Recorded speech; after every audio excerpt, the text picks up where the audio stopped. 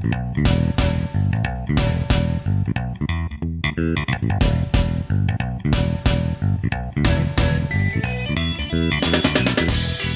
and welcome to episode 4 of Expected Value, a podcast that goes inside the sports analytics world. I'm Paul Carr from True Media Networks, and our guest this week is Jared Hughes, a relief pitcher for the Philadelphia Phillies.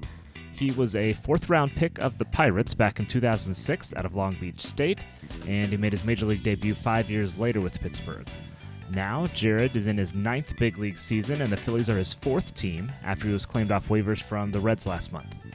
In my conversation with Jared, he'll talk about how analytics have progressed during his career, his tendency to pitch low in the zone and how that works with the launch angle revolution of recent years, what new Statcast data he likes to look at, keys for communicating analytics ideas with players, what he wishes could be quantified, and working with Phillies manager Gabe Kapler, who's a known proponent of analytics.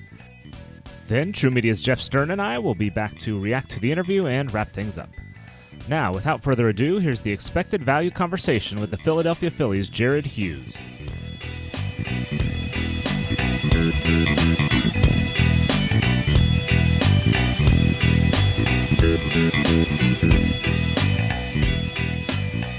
We are joined on Expected Value by Jared Hughes, pitcher for the Philadelphia Phillies. Jared, welcome to the show. One of the reasons I think you're a good person to talk to is that your career over the last decade plus sort of parallels the rise in baseball data, especially public data. So let's start very broadly. From your perspective, what's kind of the general arc of your interaction with analytics been like? Meaning, how have you seen the data and data you've been interested in change over the last 15 years of your career or so? Well, in the beginning, it was certainly just like video and eyesight, and there wasn't a whole lot of analytical analysis going on in terms of players hearing about any of the stuff other than like maybe velocity or how hard you were throwing, or that was about it. But there wasn't even exit velocity talked about early in my career when I was in the minor leagues. So I'd say as a whole, it's been an incredible learning curve for me and for most players over the last decade. So let's again be a little bit general, but get as specific as you like with this. What is your prep process like now on a typical game day? You're in the bullpen, relief pitcher. What's your typical prep process, more from kind of a data standpoint like? So the prep process is every series, and honestly every day, but every series I'll take a look at the opposing team, and I'll go from top to bottom in their lineup, including if they have any pitchers that hit well, and kind of just understand if there's any trends they fall into as hitters, or if there's any weaknesses that I can find a way to exploit. Obviously, I only have a certain number of weapons in my arsenal in terms of what I throw as a pitcher, but I always try to hunt a way to get them out, and I can do that a little bit more thoroughly by seeing their trends. And is that typical now? Like, is that normal for almost every pitcher to basically go through that from an analytics standpoint before a game or before a series? I think it's becoming more normal. I think that there's a lot of guys that don't want to overcook it, and that is totally respectable as well. And sometimes I would say it's becoming more normal for every single catcher in the major leagues to be completely prepared based off advanced scouting and very, very in-depth advanced scouting using analytics. I think that these catchers know the signs to put down, and it's up to us as pitchers to understand where exactly they mean if they're calling a fastball inside, or where exactly they mean if they're calling a breaking ball away. Is it below, or is it off, or is it in the zone? So I do think that the catchers are always prepared. Pitchers are becoming more and more into it and are studying more and more to try to be on the same page as the catcher. But as you can see, like, there's pitchers that pull out scouting reports out of their back pocket now. And a lot of those reports are based off advanced analytics. So are you getting together with your catchers before each game or series, or what's the interaction between your average pitcher and catcher beforehand? So I would say before every game, the starting pitcher meets with the catcher and they discuss what they're going to do along with the coaching staff. They all sit down and prep. Before every series, all the bullpen pitchers get together and discuss that upcoming series. And usually they split it up with righties and lefties. And that's pretty much common throughout the league. I don't want to get too far into what every team does in the specifics, because I feel like there are a lot of secrets out there that need to stay secrets. It's part of the competition. But I do really think that the preparation is increasing throughout what I've seen in my career. It's becoming more and more specific, and the data to back up specific trends that people see or that pitchers see in hitters is becoming more specific. And I think it's creating just pitchers that are able to go out there and really understand what they're doing with every single pitch. So what's different about preparing, you kind of touched on a little bit, as a reliever, where obviously you don't know exactly when you're coming in or who you're going to face. What's different about preparing as a reliever versus what a starter does? Starter has to face guys 3 times, or maybe 4 if they're really cruising. Mm-hmm. As a reliever, it's usually just 1 time. It's maybe a couple innings, but I would say that the differences are starters probably have to mix it up a lot better. A lot of relievers mix it up extremely well, but starters, you're looking at making sure that the hitter is kind of uncomfortable with all 4 or whatever of your pitches. As a reliever, sometimes that's the case as well, but a lot of guys are really just based on their best stuff. They've got 2 really good out pitches, and they just attack hitters with those best 2 pitches. Some of the best relievers in the league are just, they even have 1 really, really just elite out pitch that just they can throw whenever they really want to. Honestly, I think some of the best relievers in the league don't even have to worry about location. They can just pretty much just attack the heart of the plate, and they can beat people with it. So your pitching heat map, if I look at it, and I think this is what you're known for, is pitching low in the zone. You have one of the lowest ground ball rates in the league. So obviously that's intentional. How did you get to that point? Like, was it a natural thing? Was there intent behind it? What kind of pointed you in the direction of, specifically pitching low in the zone? So I got drafted as a sinker baller. I've been a sinker baller since college. And the goal for a guy that throws sinkers is to either, keep the ball on the ground or get him to swing and miss. So for me, my entire career was about keeping the ball on the ground, finding a way to get hitters to hit the ball on the ground. And I found the best way to do that was to keep it at the bottom of the zone. So that is what I hunted throughout the minor leagues. I never really had any concrete facts other than just it seemed like they were hitting a bunch of ground balls when I pitched it down. And now it's a little easier to see.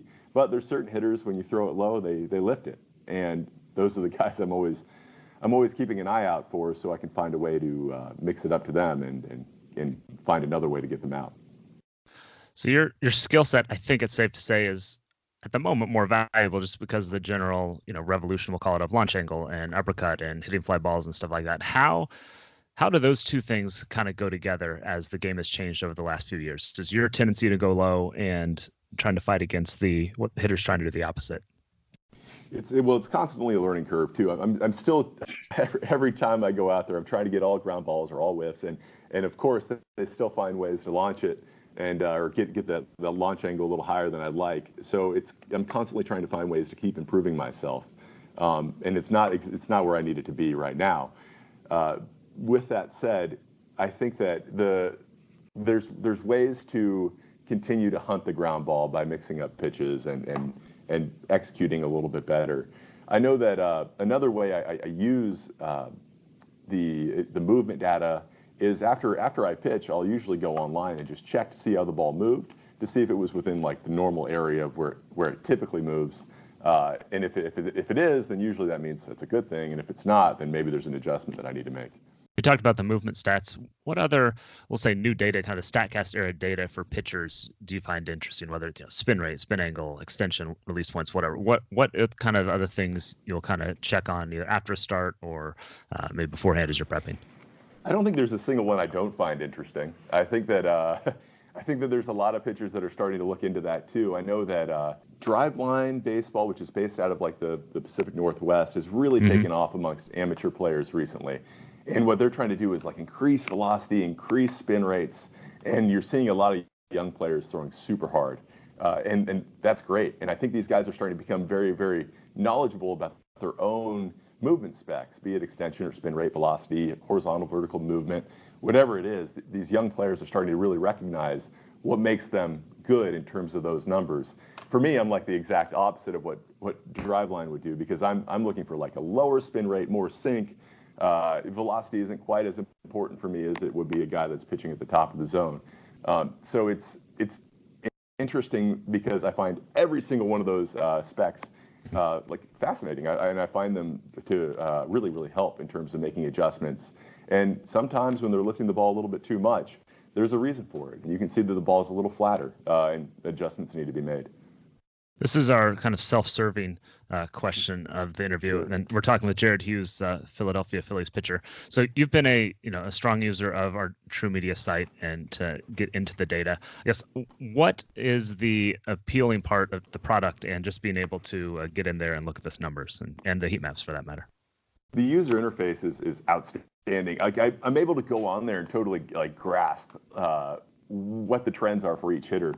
And at the end of the day, like it's a game, and we're all trying to play the odds to win. So being able to see, okay, if his expected WOBA is in the red in an area, that's not good, and if it's in a blue in area, that means it is good. Is something that is really helpful, and it's easy to remember because you look at these charts and you're like, oh yeah. And you can almost, as you match it up with video, get a really good feel for what the hitter's doing. I would assume they're doing the same thing for the pitcher, though. So I kind of have to be cognizant of that if I fall into any patterns myself, that hitters are going to start hunting certain pitches. How do you use video relative to heat maps, to stats, and how important are they relative to each other? Extremely important. I'd say video is right up there with any statistic.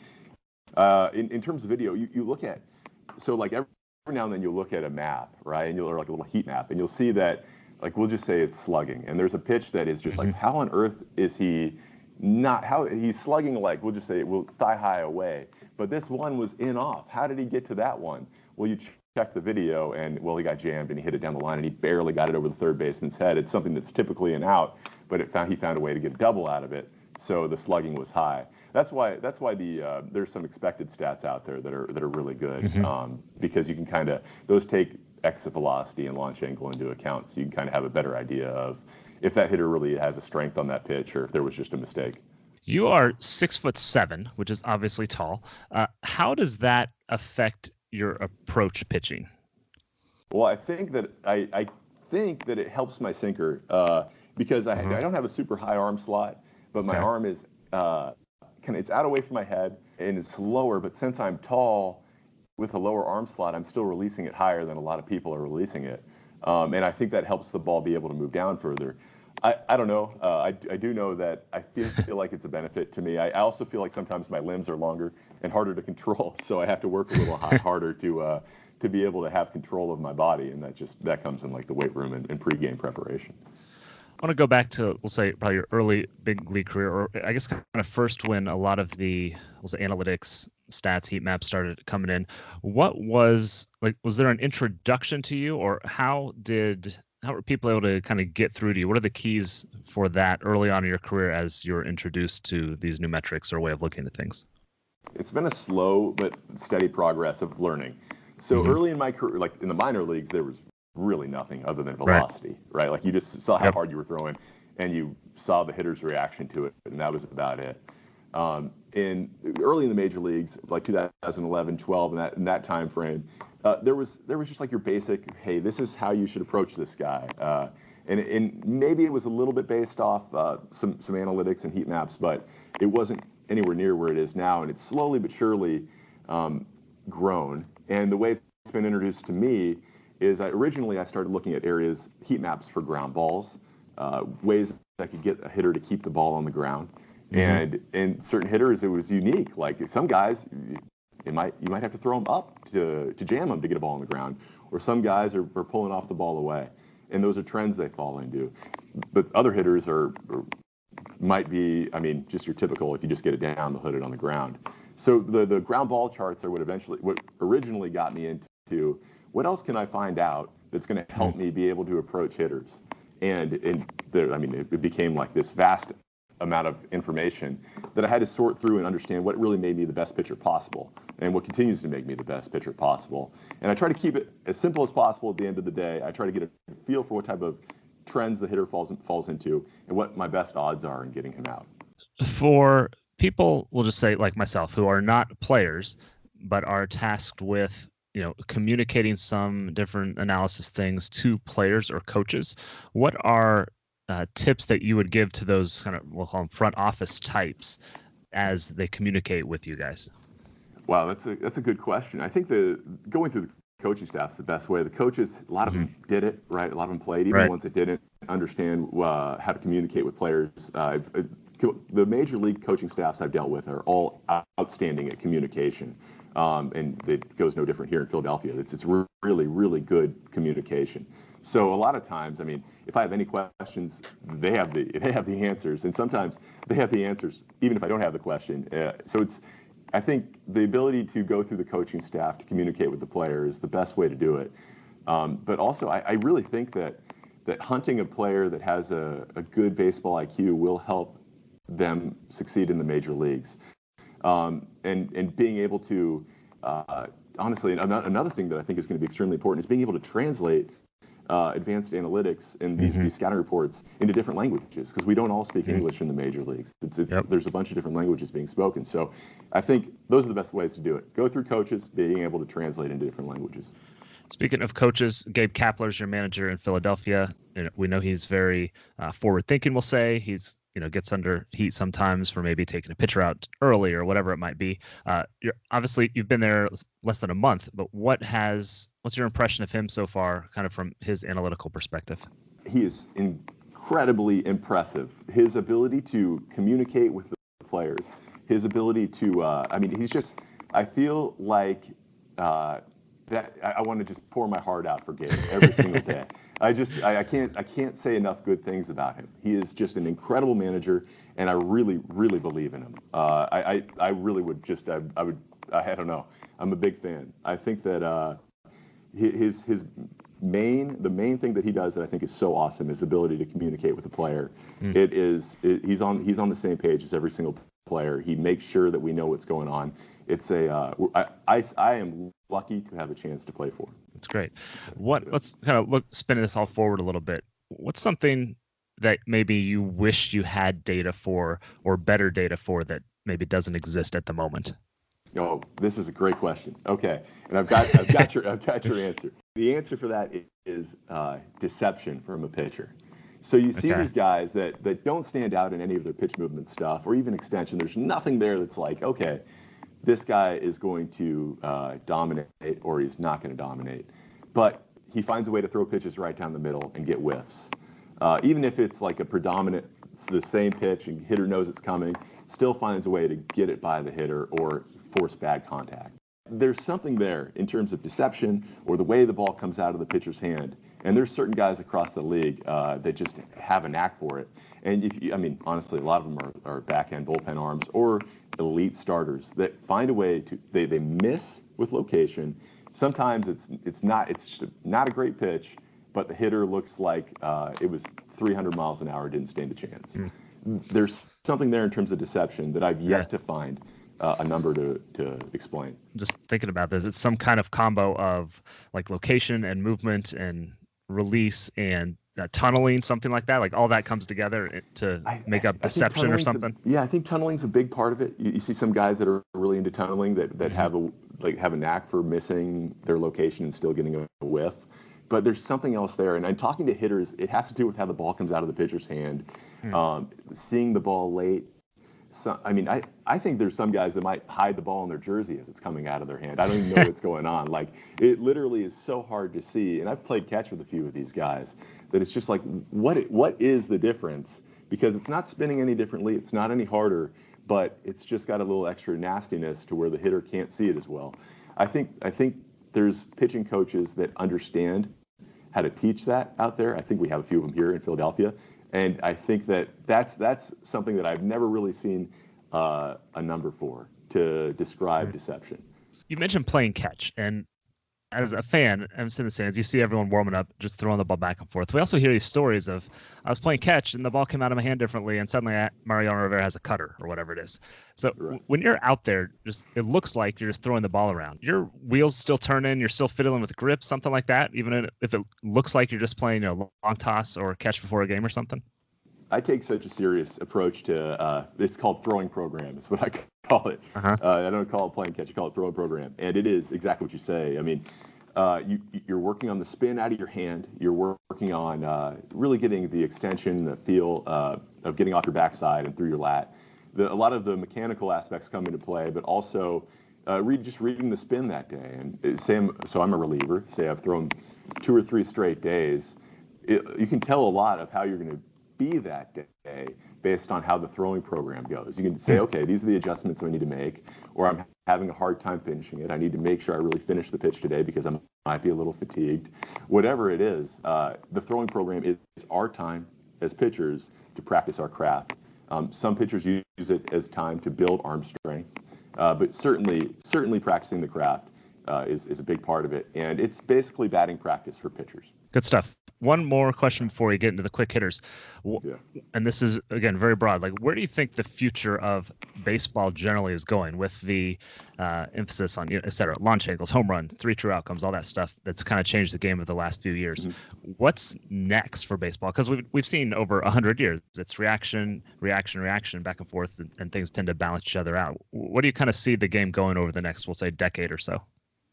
Yeah, I think there's going to be rule changes that we've already started seeing, like the pitch clock and stuff like that. It's gonna change the game a little bit. I think that obviously, I mean, it seems that home runs and strikeouts are really spiking. So maybe it keeps going in that direction to where there's even more home runs and strikeouts. I can't really predict that, but I think in terms of players, in terms of on-field personnel, you're going to see more guys that are extremely physically gifted, like they can maybe even play 2 positions, but also able to analyze the situation they're in the moment in the game, and use advanced analytics to be able to compete. So full competitive energy, but also full preparation and understanding, okay, I'm going to throw 101 at the top of the zone, but not just at the top of the zone. It's going to be up and away to a little above, because that's where this guy's highest whiff rate is. Talking with Phillies pitcher Jared Hughes, getting ready to wrap things up here on Expected Value. All right, Jared, a bunch of random questions. Be as short or as long as you like. So you were 25 with the Phillies. Why that number? You know, they asked me, they said, what number you want? I said, I don't care. As long as it's a Major League jersey, I'm going to be happy wearing it. So they said, how about 25? And I said, yeah, let's do it. 25 sounds good. Do you have a lucky number? No lucky number. No. When you enter a game, why do you sprint from the bullpen to the mound? Yeah, this is a long story, actually. So and I've told it a few times, and I'll try to sum it up. But I sprint in because in AAA, I used to throw like in the mid to high 80s, and I wasn't super successful in the minor leagues. I actually struggled quite a bit. And I was getting close to the end of the road in terms of my minor league career and in terms of my baseball playing career. And this was about 9 years ago. I had a catcher on my AAA team that said, Jared, man, you need to sprint in and throw every pitch as hard as you can and just see what happens, man. You might be all over soon. So you may as well just give it your all. And if you get hurt, oh well, it's almost over anyways. So I sprinted in. I remember it was in Rochester, New York. And I sprinted in one game. And I went out there and I just grunted on every single pitch. And I was out of breath. And I was throwing way harder. I was up into the 90s. I broke a couple bats. And I loved it. Kept doing it. And 2 months later, I was in the major leagues having success. There you go. So you're still doing it.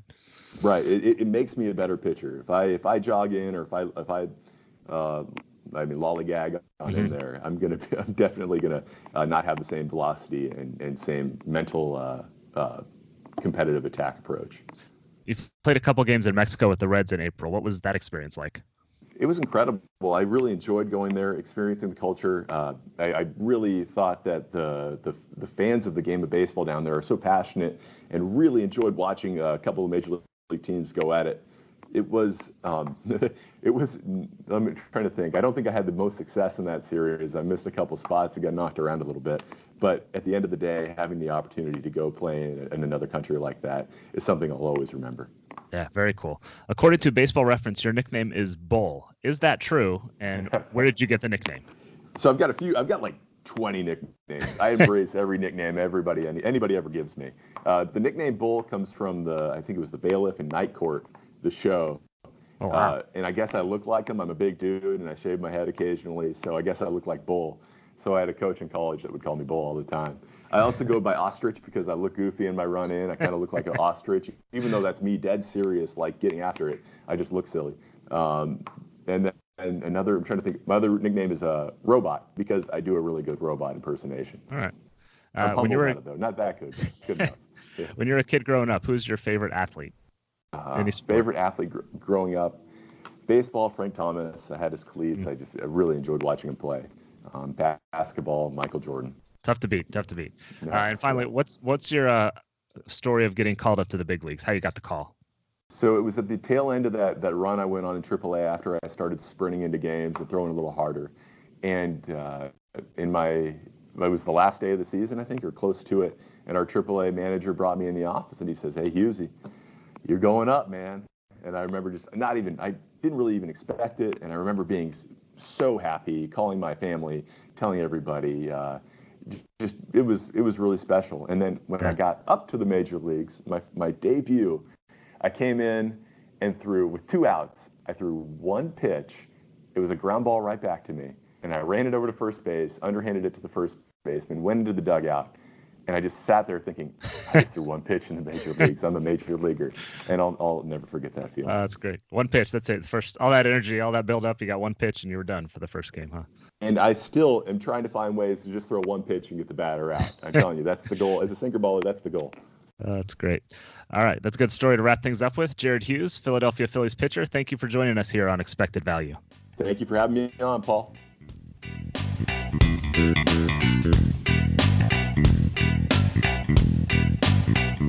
Back in the True Media Network studios, I'm Paul Carr, joined now by True Media CTO Jeff Stern. Jeff, what did you take away from the Jared Hughes interview? I think the thing that just struck me the most is, that it's great to hear that players are using data and using analytics, and that it's a part of their game prep, and it's a part of a way for them to gain an on-field advantage by researching and learning from this. Now, you and True Media have been working with teams for a decade, basically. How have you seen the way they use the data change over the last 10 years and how they get the information to players?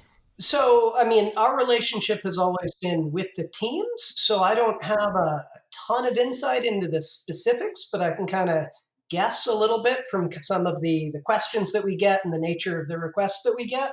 And I mean, I think that it's just been steadily, incrementally growing how much, I think a long time ago, teams probably didn't even think players had any interest in it. And I think they then kind of moved to, oh, they have an interest in it, but we really want to be very careful with the way that we present it, and we want to curate it first. And that's still certainly the opinion of a lot of people, and there are some good reasons for that. But you also just see a general loosening where in some cases, for the right player and in the right structure and the right organizations, they just let them kind of have a pretty free hand, and trust that they're kind of ready to take in and make use of this. And I think Daniel Adler of the Twins talked about this a couple podcasts ago. Talking about how players come into the minors asking for a lot of these stats and numbers now. Now, Jared is in his 30s, and he had to adjust to this, and he's learned how to do it over the course of his career.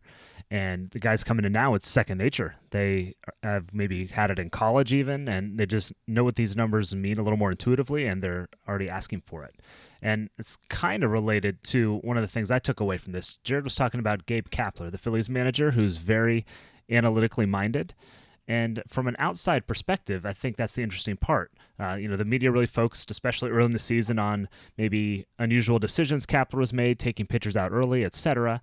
And that is interesting. It's different from the outside media perspective. And Jared focused really more on the way that Kapler communicates. Didn't focus on the numbers or the mindset in that sense, but instead how Kapler relates to coaches and players, and he raved about that as what sets Kapler apart. And to me, that's just another reminder that if you can't get this information across, it doesn't matter if you have the best models or analytics in the world, communication is still king. Yeah, absolutely. I mean, making sure that this is all communicated properly, especially just given sort of the frames of reference and experience that everybody's coming in with.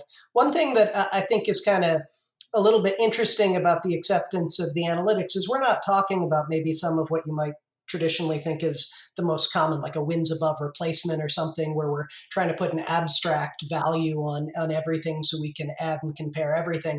But what Jared was talking about was a lot of things that are more directly measurable and directly related to the way they experience the game. He was talking about spin rates and the angle of the spin and the extension where they release the ball. And so it's great that MLB, when we talk about what's changed, it's great that since they released Statcast in 2015, a lot of extra pieces of this data have been able to be measured. And I think that makes that communication probably a little bit easier because they're communicating with measurements that are very directly related to the ways the players really experience the game.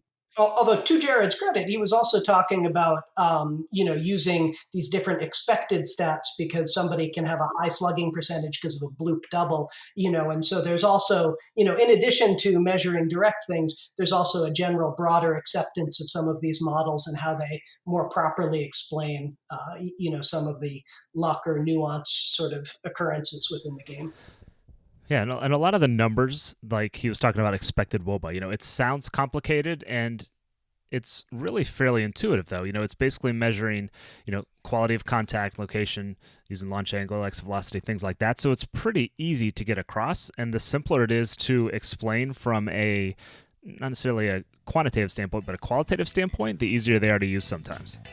All right, thanks, Jeff. That will wrap things up for this episode of Expected Value. Thanks again to Phillies pitcher Jared Hughes for being our guest. This weekend, we're headed to the Nessus Conference in Boston. We'll get interviews there to share on next week's podcast episode. If you're at the conference, too, come say hi. As always, guest suggestions, questions, and feedback are always welcome via email at expectedvalue@truemedianetworks.com. That's TRUmedianetworks.com. Or hit us up on Twitter at TrueMediaSports or at Paul Carr. Please don't forget to subscribe, rate, and review the show wherever you get your podcasts. Tell everyone you know to do the same. On behalf of Jeff Stern and everyone at True Media Networks, I'm Paul Carr. Thanks again for listening to Expected Value.